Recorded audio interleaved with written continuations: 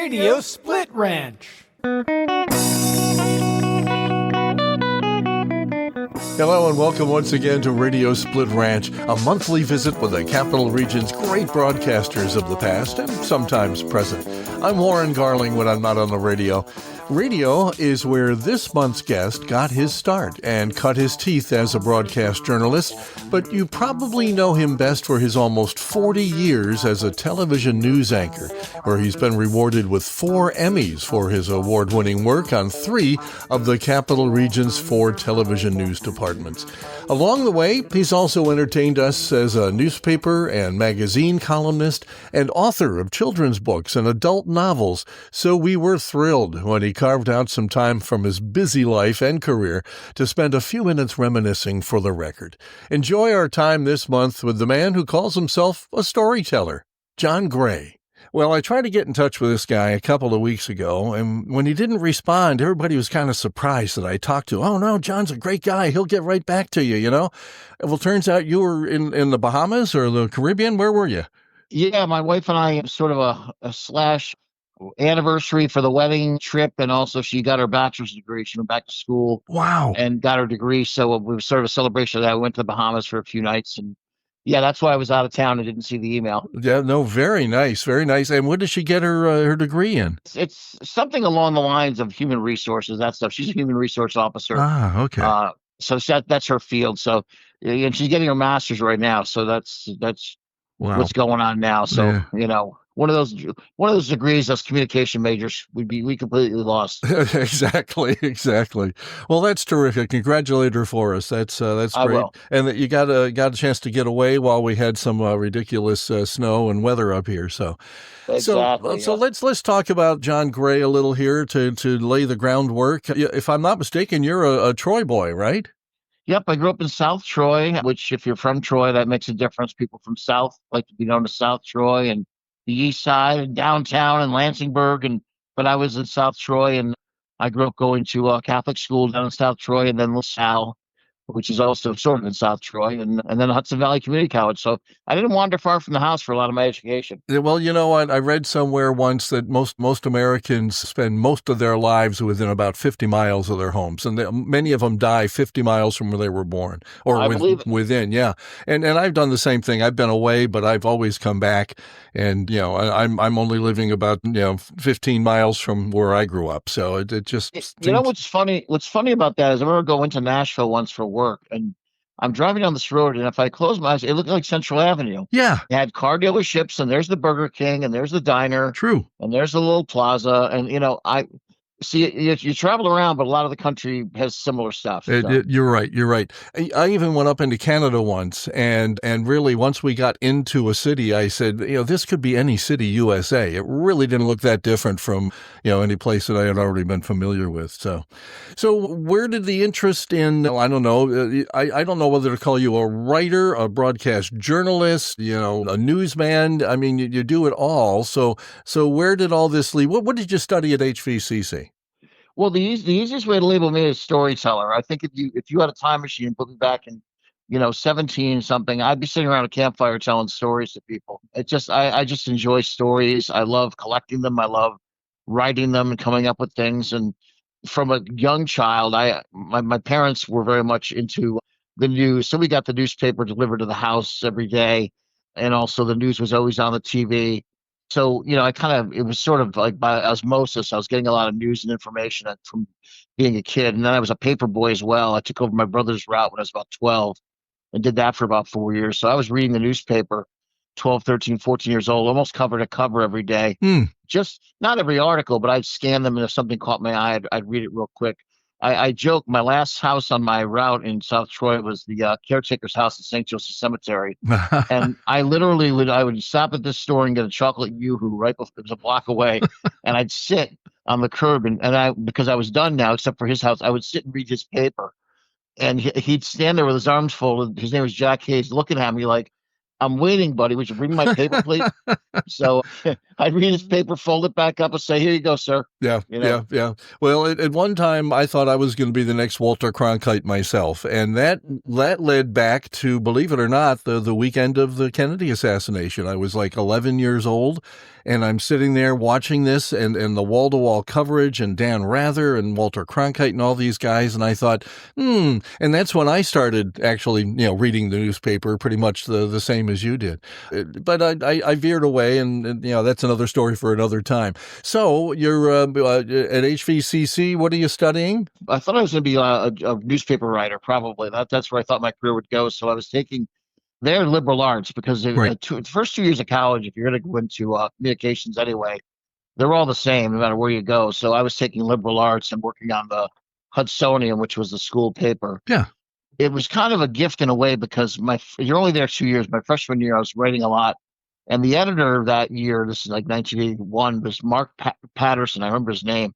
And he had no help. And he's the editor of this paper doing all this hard work. And I'd see his light on late in the day when I was all done with school. And I'd feel bad for him. I'd go up and help him lay out the paper. And I got to do it from soup to nuts. But I also got to think, boy, this is a lot of work. I don't know if I want to be a newspaper guy this bad to be an editor. We got to put the whole thing together.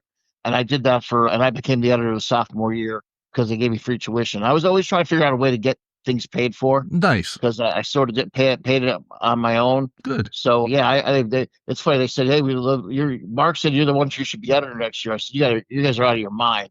I know how much work it is." And they said, "Well, what if we gave you free tuition?" I said, "It's not enough." And then they said, "What if we created a special scholarship that paid for all your books and gave you some extra money?" I said, "Okay, I'm sold." Well, there you go. There you go. Good for you. That's smart thinking all the way around. That's terrific. And then I went to SUNY Oswego and I studied broadcast journalism and print journalism, and then it was that's where I was really kind of making a commitment where your liberal arts you can turn in any direction, but once you sort of go in that direction, I knew I wanted to either be on TV or writing for a newspaper, and I did both at Oswego. I was on the campus TV station and writing for the paper, and TV was a lot of fun, so that kind of got under my skin a little bit, and I enjoyed it. Yeah.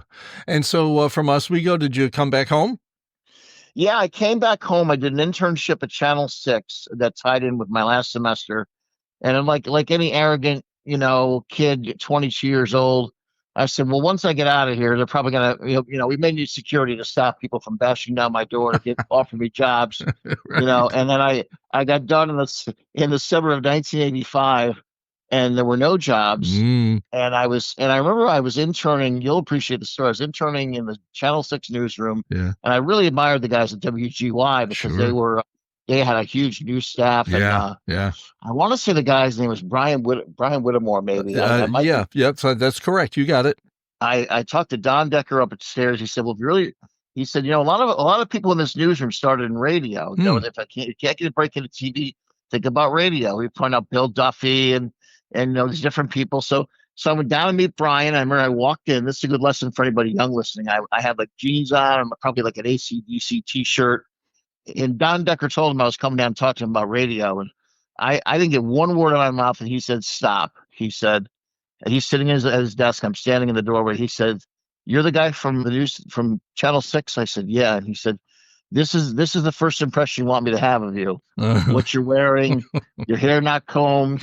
I said, no. He said, no, you don't. He said, turn around. We'll forget this ever happened and come back tomorrow. The next day, actually, I had a shirt on with a collar, and my hair was combed, and I looked a little more presentable.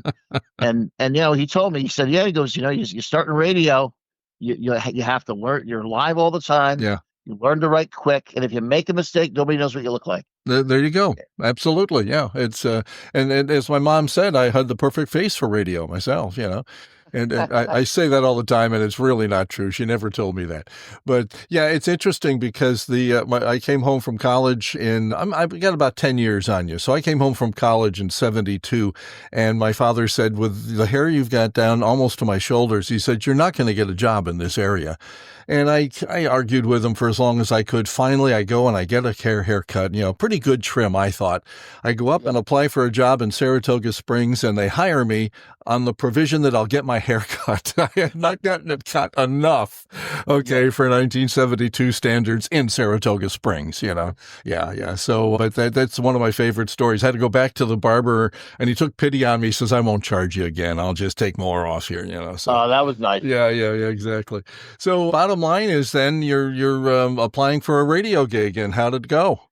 Well, at first it didn't go well, and I remember I was struggling trying to find a job because you have no experience really. I mean, I had radio tapes from college, but they sound pretty bad. You think you sound great till you hear people who've been doing it for 10 years, and you realize, oh Right. boy, Yeah. I'm and it's funny. I remember I think about it all the time. I was going around the Latham Circle. I don't know why I have such a burned memory in my head. I had WGY on. I think Peter Reef might have been on doing the news with that big deep voice. Oh yeah. And I come around, I was with my mom, and she said, "Are you okay?" I said, "Yeah." I said, I don't care what they pay me. If someone could be $5 to just do what I want to do, I win. Then it'll all be worth it. Yeah. If I can just say I'm a professional, somebody's paying me to do this, I win. She said, "Well, I hope you want to make more than $5." I said, "Well, yeah, but the point is, I've got to get my foot in the door, And that summer, I picked up some hours on WWCM, it's gone now. It was down in Glenmont. Yeah. It was a little, I want to say almost like 1,000-watt station. If you drove by a pine tree, you lost the signal, that kind of station. Right. But they paid me to like read the weather and do some news headlines, but only once in a while. But it got me in front of the microphone. And I tell young people this all the time, no matter what your career is, you can get in the building when you're not on the clock. You can use the equipment or, Yep. learn other stuff. Even if let's say you want to be a lawyer, if you can get in the building and then, say, okay, I'm off the clock, but can I shadow you and to ask you questions about how you put together a deposition, or all of a sudden you're getting this free education, and you're picking up stuff. And people who work there realize that, they talk about if you're not in the room and say, that young kid, he was there, nobody's paying him, he wanted to learn. And Yeah. a lot of times if you're like that, people will throw work your way because they know you're eager. And I did a lot of that at WWCN. And then I finally got a job. John Knott took pity on me. I sent him tapes out of college, and I kept bothering him. It was WWOM. OM. Yep. Then 100.9. I think it's the Cat now. I think it's like a country station Yes, now. Last I heard. But back then it was sort of adult contemporary. And he finally called me back and said, "John, I'm trying to be kind to you. I heard your stuff. You're not ready." And I said, "John, the stuff you heard was, from last May when I got out of college." I said, "I've been on and doing this fill-in work and really practicing. Could you just listen to the tape I dropped?" And then literally, I remember my mom, a couple of days later, still living at home. My mom said, "I think one of those radio guys is on the phone looking for you. He's got this deep voice, Yeah. And he said, "Thank you for telling me to listen again." He said, "You're not great, but you're better. And I think we're going to have a job open you could slide you into." And I made no Nice. money at all. It was like minimum wage. Yeah. But it got me in the door full time with insurance, health insurance, and I was on my way. Excellent. And it was doing news for them? Yep, it was doing news on WAVY, which was the Music of Your Life station, which was also in the same building as WWOM with Bill Edwardson and David Allen. Right. And those guys talk about getting a master's degree in how to do radio. They had different styles, but they were both so comfortable. And I'll never forget, it was like a scene from that movie Private Parts where Stern starts talking to his news person. I'm sitting there doing the news like I've always done, and David Allen starts talking to me, and he's like, well, I must have done a story on something, and he's like, "Oh, what do you think of that?" And I'm like, I'm pointing through the glass, "Are you talking to me?" Like nobody talks to the news guy. And Yeah, right. he's like, yeah, play along. So it was great. And I tell a lot of people in TV now, they come right out of college. There's so many shows and so many stations. They can get on TV with almost no experience. Yes. And back then you needed experience. And being live on the radio, by the time I got the TV 5 years later, I would say, "Well, you're going to be live someday." I'm like, "Live?" I'm live on the radio like 12 times a morning. Right. I was doing news at like 5:30, 6, 6:15, cut in 6:37, 7. So by the time you went home, by the time with your first week of being on the radio full time, you've been live 60 times. There you go. And so suddenly 4 years later, when they're in TV, "Well, we're going to put you in front of this fire. You're going to be live on TV. Are you okay?" And you're like, I'm live all the time. It's fine. Yeah, yeah, it's a great training ground, obviously, and I slid as well from radio to TV for a while and public TV, and I was ready for it, and I applied a lot of the techniques I learned to TV. In radio, you learn that you're talking to one person. You don't say folks, you're talking to one person. Well, on TV, a lot of folks do sit around and watch the same TV, but I didn't think about that. I again talked to just one person when I was begging for dollars, as my wife would call it, on public TV, and it just again, great training ground for TV stuff. Gets you used to almost anything. Yeah. So how long were you there at Waby and OM? I was there about a year and a half, maybe two. I wasn't making much money, and then WTRY Pix 106 had a job opens, which required more experience, and I had it now, which was great. And I jumped over there, and I worked with George Lazat, who Wow. was an old time TV news guy who was now Yeah. doing radio. Yeah. And I'll never forget my first day. And I try to tell these young kids this. He didn't suffer fools, George. He was pretty straightforward. He said to me, he said, "Listen, kid, I hired you, but I'm going to tell you something, and don't ever forget it." I said, "Okay." He goes, "I'd rather be last and right than first and wrong." There you go. He goes, "Make sure you got it before you put it on the air, Yeah. because you could damage this whole station by putting stuff on the air that's not true or that's wrong." That's true. So I don't care. I don't care if every other radio station's got the information. If you don't have it down, don't report it, because you'll embarrass it. And I said, "Oh, you got it."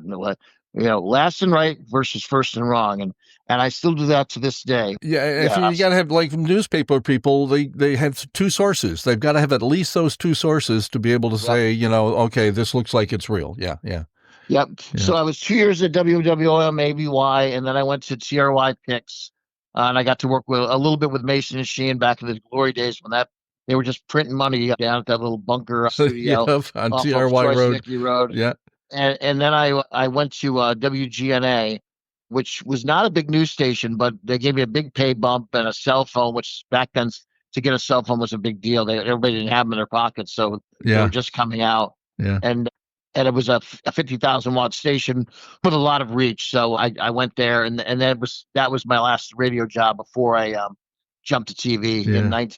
So I was part time in '88, full time started in '89. There you go. Now, I bring you greetings from some of your old radio folks, or at least one. I was talking with John Gabriel Oh yesterday, yeah, and he mentioned that he says, well, more than 30 years ago, he took you out to dinner at Verdial's. Do you remember that? Birdhouse in Troy. Yes, I remember it like yesterday. Yeah. So he said to say hi. What a class act! Oh, I yeah. wasn't there that long, Yeah. and usually when you leave, people say, "All right, don't let the door hit you on the way out." We'll replace you in 10 minutes. He was the opposite. He was Yeah. like, "No, this is going to be great for you," and it took me out to dinner, and it was great. Yeah, Gabe's one of a kind. One of my cherished friends, and we got a chance to work together in the late '80s when I went to TRY part time, Yep. and got to know each other. And we see each other every couple of months here. We get a bunch of folks together. I was going to ask you, what is your schedule? Do you wind up going into work these days very early in the afternoon, or what do you usually do? It's usually like 3 to 11, Oh, except for okay. except for Friday. They tape a show called Empire State Weekly, so Fridays I work a day shift now, which is nice because I'm done at 6:30, and I can have Friday night home with my wife. But yeah, generally it's nights. But I tell people, I'm like, first thing I did this morning was, after I got up and I made my cup of coffee, I put the national news on to see what happened overnight. Is something going on with that fire? Did the president sign more executive orders? Just so I know what's going Sure, on. sure. See, it's sort of plugged in during the day, and then I go in at like 3 in the afternoon. So I have to go in knowing what's going on, or I'm Oh, already yeah. behind. No, absolutely. Well, I ask because there's a bunch of us that get together every couple of months for lunch. It's usually around 1 o'clock in the afternoon in Latham. And so I'm going to get your email and get you on our invite list. So maybe sometime you can join us. And there'll be people like John Gabriel and others that you've worked with over the years Sure. that are Well, there. it's such a small community that if I don't know somebody at the table, that we both know somebody together. Exactly how it works, and we keep growing the bunch. It's nice, we keep adding folks to it. So again, you're learning from some of the pros. That's terrific, and it really sets you up to move over to TV. So how did that transition come about?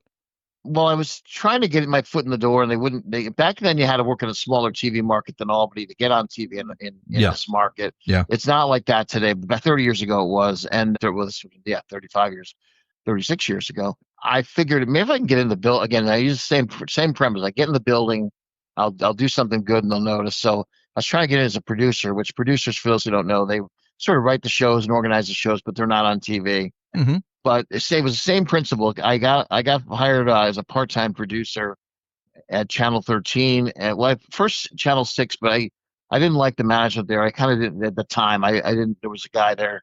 I won't say his name, but he was from the big city, and he was kind of crass with everybody. And I thought, you Okay. know what, they don't pay me enough to get like treated like this, you know. There you go. If you've ever seen that movie Whiplash, the music teacher, Yeah.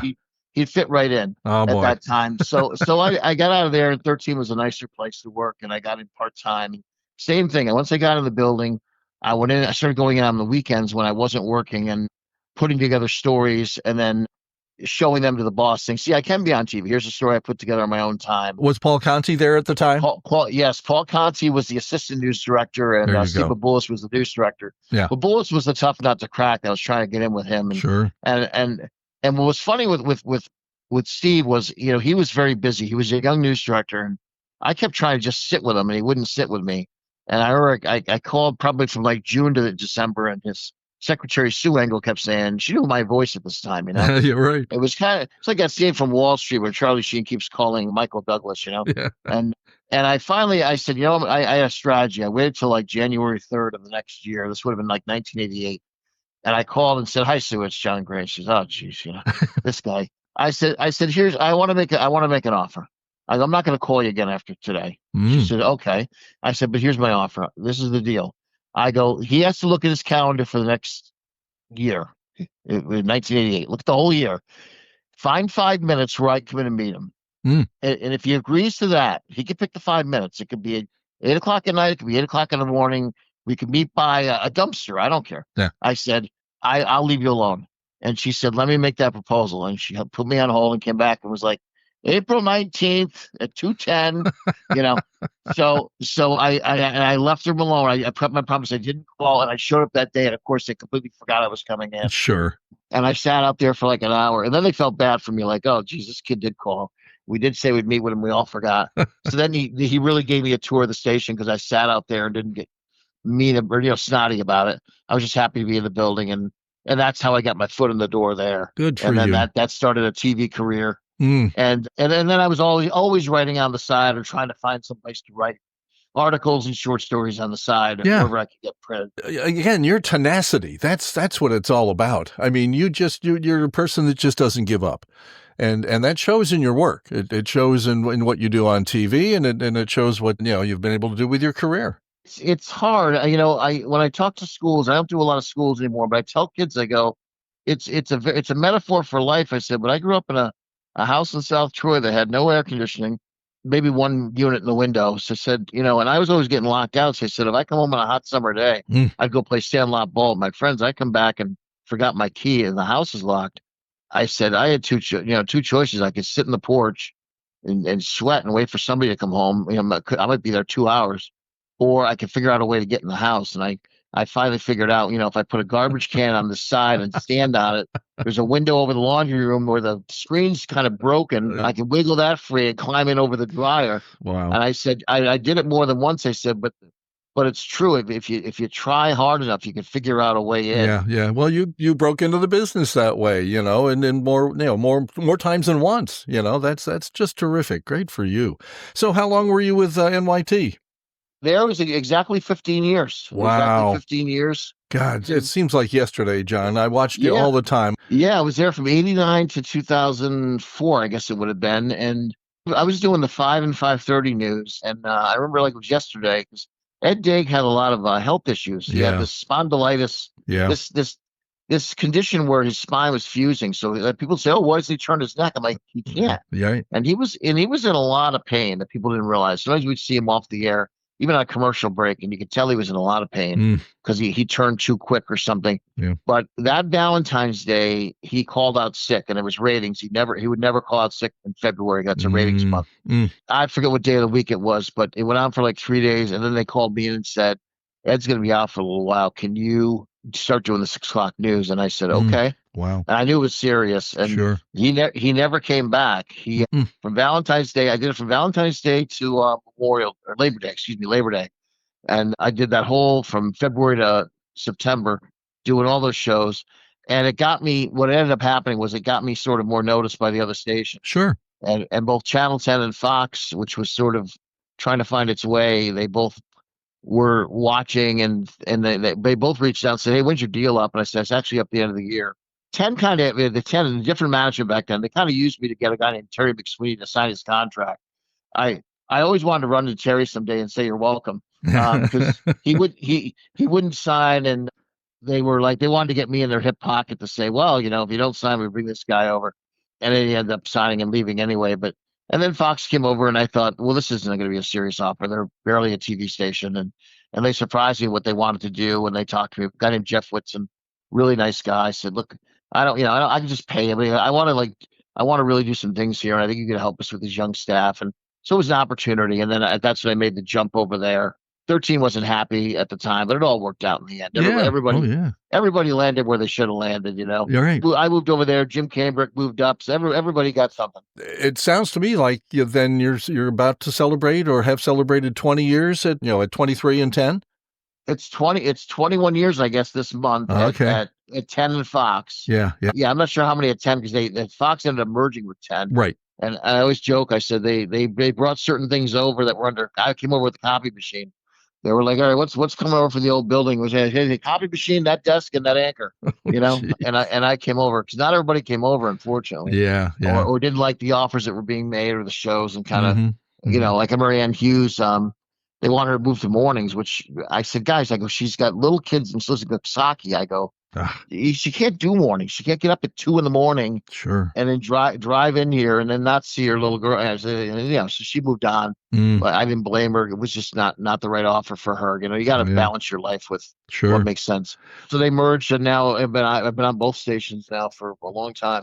Well, speaking of time, I don't know where you find time to do all this. You've also been writing a weekly column in the Troy Record for how many years? Well, that stopped about a year ago. Oh, it did. I'm sorry. But it's okay. But that was over 20 years. I did that. Yeah. And that all came about just because I'd written some freelance stuff, and Doug Delisle, God rest his soul, he used to be a columnist and covered the arts for the Record. Yep, remember him. Really nice guy. Yep. He contacted me and said, I remember him and Lisa Lewis took me out to Mannery's in Troy, which is still there. Yeah. And they wined and dined me with a grilled cheese sandwich and said, we want you to write a column. I said, oh, this is great. I'm waiting for somebody to say, let's write a column. And they said, so that'll be every Wednesday. I said, whoa. I said, every week. I can't write one every week. They said, why? I said, 52 ideas a year. I'm going to come with 52 ideas a year. I come up with one a month. And they said, why don't you? And he was smart. He said, oh, you're right. You probably can't do it. He said, why don't you just try it for a month? Just do a month. Come up with 4. He knew once I got going, I'd deal. Yeah, exactly. Now, a funny story, when I knew that I was going to be interviewing you today, I worked part-time at the info booth at the airport, just, for something to get me out of the house and keep my wife, happy. And so I'm standing there and I said to my boss I'm working with, hand me that Capital Region Living magazine. I want to see if he's still writing in there. And I come across the latest one, The Kitchen Table. Now, did you make that up? Is this just a story that you made up? Yeah. I'm trying to think which one, how I wrote it. I'm sorry, because you work ahead of time. This is the one where the couple is looking at a house or an estate sale? Okay, yeah.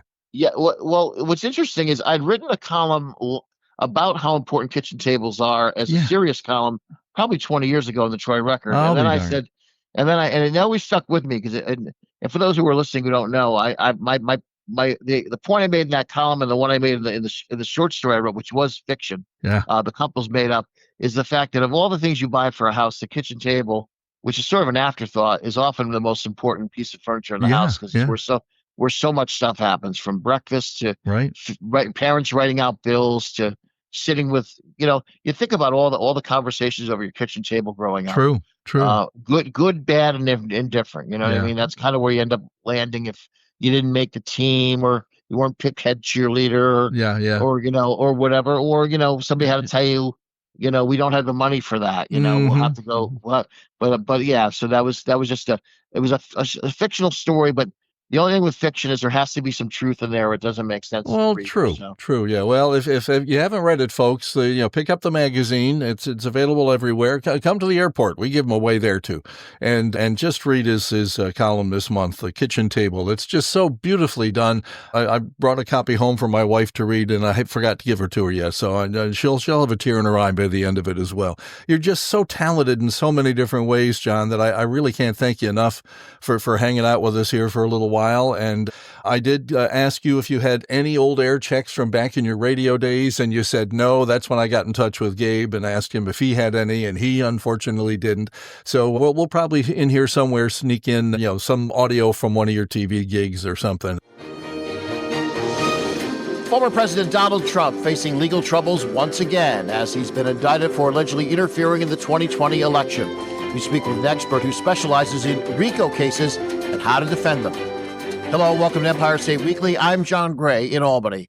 The legal issues for former President Trump persist. In Georgia, he and 18 other co-defendants are facing charges for allegedly trying to overturn the 2020 election results in that state. Mr. Trump is charged with 13 counts, including racketeering, the indictment alleging that he led a, quote, criminal organization that also included those 18 co-defendants, as well as other co-conspirators in a plot to overturn his loss in that state. I tell young people now when they're 23 and, they're all perfect, you couldn't make them look ugly if you tried. Because when you're 23, you're always gorgeous. Yeah, yeah. I go take some photo, have somebody take a photo because you'll be old fuddy-duddy like me 40 years later saying, gee, I wish I had a picture of me interviewing. Like I remember when I was in radio, chasing Andrew Cuomo around and getting right up next to my microphone. I'd give anything to have an old photo like that. I feel they probably exist somewhere, but I don't have them. Yep, same way. Before we wrap up, the only thing we haven't mentioned is, in your spare time, you're writing children's books and novels. Yeah, it started with one children's book that was came out of a sadness where we lost a dog. And I couldn't get past. I'd lost dogs, and I've lost lots of people, as you do in life, and it really hit me because it was only a puppy. He was 6 months old. It was probably like a heart thing that was undiagnosed, but it just seems so unfair, And I remember my wife saying, you can't seem to shake this sadness, and I said, I think because it just doesn't seem fair. Like somebody drops dead at 80, it's sad. You're like, well, yeah, we had a good run, right? But something like that. And I remember thinking, sitting at my desk thinking, this must be how a kid feels when it doesn't matter how old the dog is. They don't understand why it has to go. And I wrote a little book called God Needed a Puppy, and it was about it was a children's book to help kids over lost a pet. And I self-published and sold a lot. That got me an agent, and an agent got me a publisher, and they published it and sold a bunch. And then there were more children's books. And then I started writing books for grown-ups. And I wrote a series of books, a trilogy about kind of a romance mystery thing. And I just actually right now, as we're taping, I've got a new book coming out in April of 2025 called The Carpenter's Son, which is a faith-based book. My first venture down that road. And it's of course the heroes in my stories are always writers. So, and it's the protagonist of the story is a investigative reporter for the Boston Globe. She's looking into a series of miracles happening in Boston, and she's an atheist and doesn't believe in miracles. She has to confront the fact that maybe some things she doesn't know. That's kind of my tease for the book. Wow. But yeah, that's my side passion. Although I always appreciate you. You're kind to say, oh, you're a good writer. I think it was Michener. I forget his first name. Robert Michener.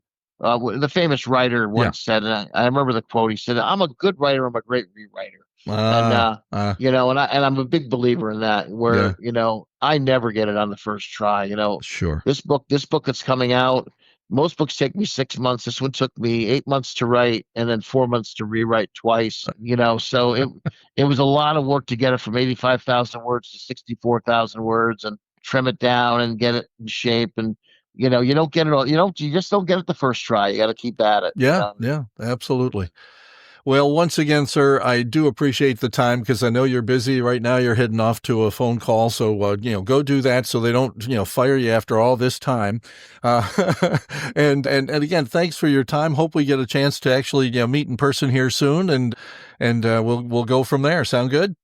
Yeah, and I'll leave you with this. I've worked with a lot of people on TV, a lot. I've made a lot of friends, but there's something about radio and the camaraderie and the fact that you're you're all kind of, your hair's messy and you're not making much money, and Yeah. you're all kind of in it together. And some of my best friends in my career have come from radio, and I Terrific. give them a hug. If I run into them in the mall, I give them a hug, because it's such an exclusive club that most people don't get a chance to do, It's and true. I'm just grateful I got a chance to do it. Excellent. Well, we're glad you did too, and love where it led. So congrats. Oh, thank you so much for having me on. Radio Split Ranch. Most of our regular listeners to this podcast are veteran radio and TV professionals who recognize what it takes to get where John Gray has gotten to in his successful career. I'd like to encourage everyone who's heard this podcast who has a young person in their lives, perhaps struggling to kind of find their path, to listen to John's words between the success stories. His is a lesson in tenacity, where he learned very early in life to never give up or accept no for an answer. If you want something bad enough, no should be interpreted as not now, and then use the life lesson to persevere and try again. John now becomes a statistic in our monthly running total of different call letters he's called home during his broadcasting career. Between college and his current stint on WTEN Fox 23 News, he adds 11 stops to our count, bringing our total to 390 radio and TV call letters worked at by our 40 guests so far. And we'll add some more to that next month, no doubt. But to get to the end of this month's memories, we're going on a deep dive into the Chris Warren archives. Hope you've got your scuba gear on, because we're going back exactly 33 years ago this month to February 26, 1992, when I was doing Saturday mornings on Oldies 99.5 WGY-FM in Schenectady, New York. You'll hear a mention of the first World Trade Center bombing, which happened that afternoon, actually the afternoon before. Also, take note of how locally committed and community-minded the station was. This was back in the days when you had FCC minimums to meet for news, public affairs, and public service. On WGY-FM, we did that with a high-energy oldies format that actually helped force the local AM oldies station, WTRY, to seek an FM outlet to compete. Gotta love those old-time radio wars. Enjoy the time travel until we meet again next month at the ranch. In the meantime, don't cry because it's over. Smile because it happened. It's 6 o'clock at Oldies 99.5, all oldies all the time. I'm Chris Warren, and coming up, we've got Sam Cooke, Sam and Dave, Rick Nelson, and next it's Marvin Gaye and Tammy Terrell at Oldies 99.5 FM. Oldies 99.5 FM, all oldies all the time. Chris Warren on a Saturday morning, 6:15 on the clock up there with Sam Cooke right here. Oldies 99.5 FM advanced radar. Weather looks like a sunny and cool one today, Saturday, high near 30. Expect a clear and cold night tonight. We'll go down to 0 to 5 below again. And then tomorrow, a bit milder, sunny with a high of 35. Look out, might go for freezing. Right now, we have clear skies and 3 below 0 at Oldies 99.5 FM. With Rod Stewart standing by, the Beatles are coming up as well. Next, it's the Lovin' Spoonful. We'll put some summer feeling into your radio in just a few moments at Oldies 99.5 FM. Remember that connection. Oldies 99.5 plays the fun oldies that make you feel good all day. Oldies 99.5 FM. Oldies 99.5 FM, all oldies all the time, and the classic of all time, Beatles 1965. Yesterday. Oldies 99.5 FM, all oldies all the time. 6:36 Saturday morning, and I'm Chris Warren. Glad to have you along. And for families with people working in the World Trade Centers down in New York City, an information hotline has been set up in case you have some questions or still haven't heard from a loved one down there. 212 is the area code, 374-2303. And, of course, we'll update you if anything important happens down there. But I guess everybody is supposedly out of the building. Kind of a scary day yesterday along those lines. And we'll see what unfolds as the day opens today. I'm Chris Warren. We've got the Rolling Stones standing by. JT as well, and the Temptations going back to Motown, 1966, next at Oldies 99.5 FM. Every morning. Oldies 99.5 FM, all oldies all the time. Here's the King from 1969. Oldies 99.5 FM, all oldies all the time. Stones, 1966. Saturday morning with Chris, and it looks like a Cool one today once again, but sunny, high near 30. Clear and 2 degrees right now. The wind chill's 6 below. Oldies 99.5 reminds you IRS-trained individuals from the Volunteer Income Tax Assistance Program will be at the main branch of the Albany Public Library Saturdays through April 10th. They can help with tax questions and problems. For more information, call us at 346-9999. In touch with the Capital District, we're Oldies 99.5. Join a sales associate about our mattress comfort promise. You can count on me, Sears, Roebuck and Company. Oldies 99.5 specializes in all oldies all the time. Oldies 99.5 FM.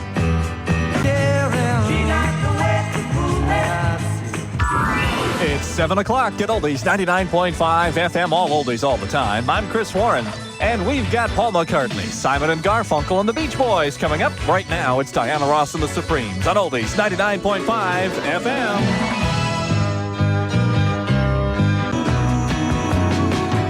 Oldies 99.5 FM, all oldies all the time. Good morning, 7:08, Saturday morning with Chris. If you're up north of exit 9 on the Northway and you're heading south at 8 o'clock this morning, they're going to close that route because they're going to do some work on the Twin Bridges.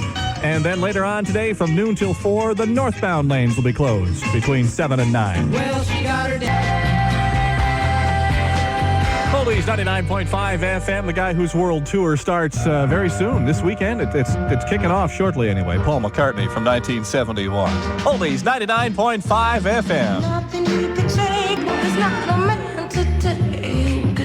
Oldies 99.5 FM, advanced radar weather for a Saturday morning. Expect a sunny, cool one today. High near 2 degrees, -6 wind chill factor at Oldies 99.5 FM. Stevie Wonder standing by along with Elton John, and the Lemon Spoonful from 65 are next at Oldies 99.5 FM. It's performance. At 426-0995. Listen to Oldies 99.5 for the Capital District's More Music Morning Show with Tom Maley and Sue Raymond on Oldies 99.5 FM. Oldies 99.5 FM, all oldies all the time. Good morning. A little bit of antifreeze on your Wheaties this morning might help. Yeah, 2 degrees outside, but we're heading toward 30 today. Have no fear. We've got Elton John to warm things up from 73. Oldies 99.5 FM, all oldies all the time. How can you be sure? Keep it right here. We'll prove it to you all weekend long. Oldies 99.5 with the Rascals from 1967. Good morning, I'm Chris Warren. If you're doing some traveling today, DOT tells us that they will be closing a section of the Northway for part of the day today to work on the Twin Bridges. I understand they're taking some icicles and things off the bridges. Not a bad idea. The Northway will be closed southbound between exit 9 and 7 starting in about 25 minutes from now, from 8 o'clock this morning until noontime. And then the other direction from noon until 4 this afternoon. That's the northbound lane between exit 7 and 9 between noon and 4 today. So basically, stay on Route 9. That's the easiest way to do it today. Alternate route. Good one is Route 9 all day today. Oldies 99.5 FM. Got Peter, Paul, and Mary standing by. 4 Seasons with Frankie Valli from 1966. And the Hollies are next at Oldies 99.5 FM. Oldies 99.5 FM, all oldies all the time. My goodness, it sounds so dramatic. Let's go back to 1972 together. Here come the OJs. Backstabbers from Oldies 99.5 FM. Oldies 99.5 FM, all oldies all the time. Let's go back to 1963 with the Crystals and Oldies 99.5. Oldies 99.5 FM, all oldies all the time. How are you Saturday morning with a day that's not too bad? Sunshine already. It'll stay cool. 6 below is the wind chill. Oldies 99.5 reminds you the Food Shuttle is a network of volunteers who pick up prepared food from donors and deliver it to organizations who provide meals for the needy.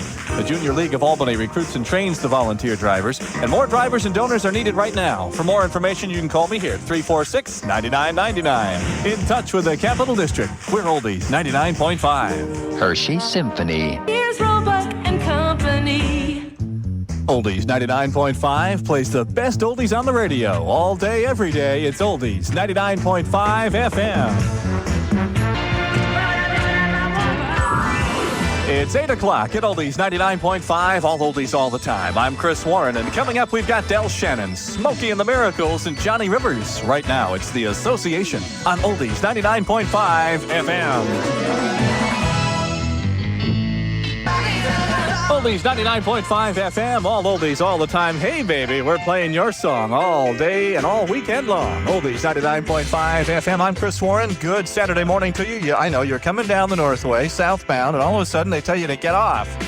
Well, they've closed the bridge, the twin bridges, to do some work on the icicles hanging from there, all right? Get those off of there. So it will be closed until about noontime today southbound, and they're going to close the northbound lanes between exits 7 and 9 from noon till 4 today. These times are all approximate. They ask for your patience. Just head on over to Route 9, take that today. That's just as easy, right? Oldies 99.5 FM. Oldies 99.5 FM, all oldies all the time. 14 after 8, 8:14, Saturday morning. Chris Warren on your radio with Del Shannon from 1961. Oldies 99.5 FM advanced radar weather for this Saturday morning, sunny and cool. All right now, sunny and 1 below. 13 below is the wind chill factor at Oldies 99.5 FM. Coming up, great music from Stevie Wonder, the Beach Boys, and we're going to hang on with the McCoys next at Oldies 99.5 FM.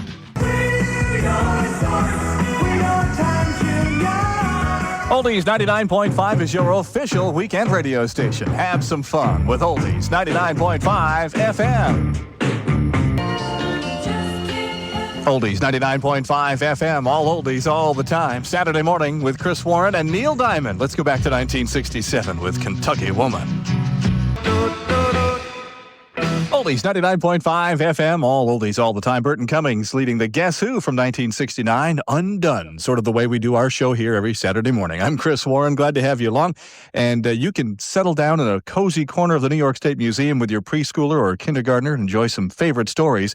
It happens tomorrow. It's called Tales for Tots. It's a free program at the State Museum tomorrow from 10:30 to 11:30 a.m. And the museum volunteers, we're going to read some stories and show you and your child some of the fascinating things from the museum's teaching collections, and that'll help make the stories even more special. Could be fun. Check it out. Oldies 99.5 FM has the Righteous Brothers coming up, Martha Reeves and the Vandellas, and I personally am going to play the Beatles next at Oldies 99.5 FM. Oldies 99.5 FM, all oldies all the time, from one of the biggest selling groups of all time to one-hit wonders from 1972. Here comes Looking Glass. This is called Brandy. Oldies 99.5 FM. Oldies 99.5 FM, all oldies all the time with the Righteous Brothers. The right connection. Set Oldies 99.5 on all your radios for fun and great back-to-back oldies on Oldies 99.5 FM. It's a little after 9 o'clock at Oldies 99.5 FM, all oldies all the time. I'm Chris Warren, and coming up I've got Elton John, the Rascals, and Roy Orbison. Right now, it's the Kinks on Oldies 99.5 FM. Oldies 99.5 FM, all oldies all the time. The Hollies and He Ain't Heavy, He's My Brother, 1970. How are you on this Saturday morning? Not a bad one going. No, we're already up to 2 degrees. Look out. Heading for 30 today. Oldies 99.5 FM. Oldies 99.5 FM, all oldies all the time. 9:19. It's a Saturday morning, but you knew that. You've already rolled over a couple of times. Time to get up and watch the tears go by here. Come on. It is 99.5 FM and the advanced radar weather, which looks pretty good for last weekend in February. Sunny, cool today with a high around. Might actually go above freezing for first time in a long time. Sunny and 2 right now. 6 below is the wind chill factor at Oldies 99.5 FM. Gary Puckett and the Union Gap coming up along with the Beatles. The Four Tops are next at Oldies 99.5 FM. Tired of raking leaves? Oldies 99.5 salutes the best of the teen idols. Tonight with Bob Worthington on Solid Gold Saturday night from Oldies 99.5 FM. Oldies 99.5 FM, all oldies all the time. Oldies 99.5 FM, all oldies all the time. There's Gary Puckett in the Union Gap 1968. Woman. 9:36 Saturday morning with Chris and the DOT, that's the Department of Transportation, for those in the know, are on the Northway today working on the twin bridges. So portions of the Northway are closed between exits 7 and 8. They've changed that now. They were saying they'd have to close it at exit 9, but they're actually closing it at exit 8. So between 7 and 8, southbound closed until about noontime today. The northbound lanes will be closed between 7 and 8, probably from about noon until 4 o'clock this afternoon as they take the ice off of there. Then I'm inviting them all over to my house to take the ice off the eaves of my house. It's hanging almost down to the ground. Ridiculous. Oldies 99.5 with the Youngbloods coming up. Box Tops as well. And the Supremes are next at Oldies 99.5 FM. Oldies 99.5 FM. All oldies all the time. Try to take you back in time as we go through the morning here. This one takes me back to working very late during the summer of 1970. Like, midnight to 6 a.m. on the radio and playing the blues image. Ride, Captain, ride. 73. Oldies 99.5 FM, all oldies all the time. Youngbloods getting together from back in 1969. Going to be a nice weekend. Sunny, cool today with a high near 30. Not too shabby. And it is a Saturday. I checked, yeah. 9 degrees now. Wind chill, though, is -5. Oldies 99.5 reminds you St. Peter's Addiction Recovery Center in Guilderland will host a series of lectures in March dealing with health. The lectures deal with the recovery from alcoholism and eating disorders and an update on the AIDS crisis. For more information, you can call us right here, 346-9999. In touch with the Capital District. We're Oldies 99.5. The end is near. Oldies 99.5 keeps you company all day with one great oldie after another. Oldies 99.5 FM. Jim Nichols is next. I'm Chris Warren. We'll see you next Saturday. Have a great weekend.